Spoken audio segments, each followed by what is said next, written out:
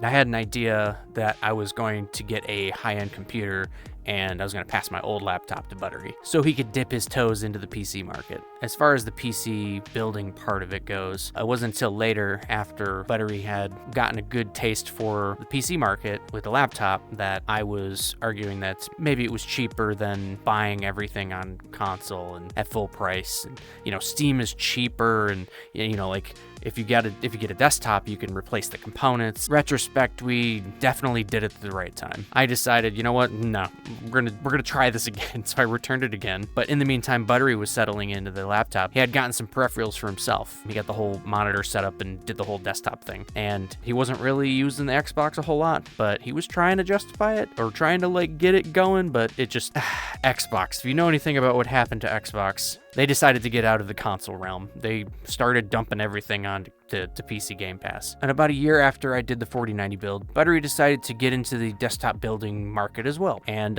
he gave me the laptop back, and he had him shipped in, and I went over there to help him build it, and he's been on his own aggressive upgrade path since. And he started with this pretty sick white build, but it's like white and black, kind of like, the Stormtrooper Darth Vader thing. And that's pretty, just the theming alone is just, look how clean the desk is. So originally he got a 32-inch LG Ultra Gear 1440p 180 hertz monitor. That's the one on the left. He then later on got a 240 hertz LG Ultra Gear, which is actually a 27-inch, just to kind of get a little competitive advantage. He's got this headset over there. It's a HyperX Cloud 3, I think. Like we did stuff with RAM. So he bought RAM before the whole RAM apocalypse. Well, kind of right at the beginning of it. So I had bought T-Force RAM, and I was like, man, this stuff's a lot more stable. It's a lot faster too. It's CL32, and it's got RGB on it, because we were going from, I had the Flare X5s, which had no RGB. So I upgraded that, and he was like, oh, that's a good idea. I should get that too. And this was like a couple weeks after I bought mine. I bought mine for like $100 at Micro Center, and he got his for like a little over $200. So it was like right at the uptick of that. And now that same T-Force RAM is like $600.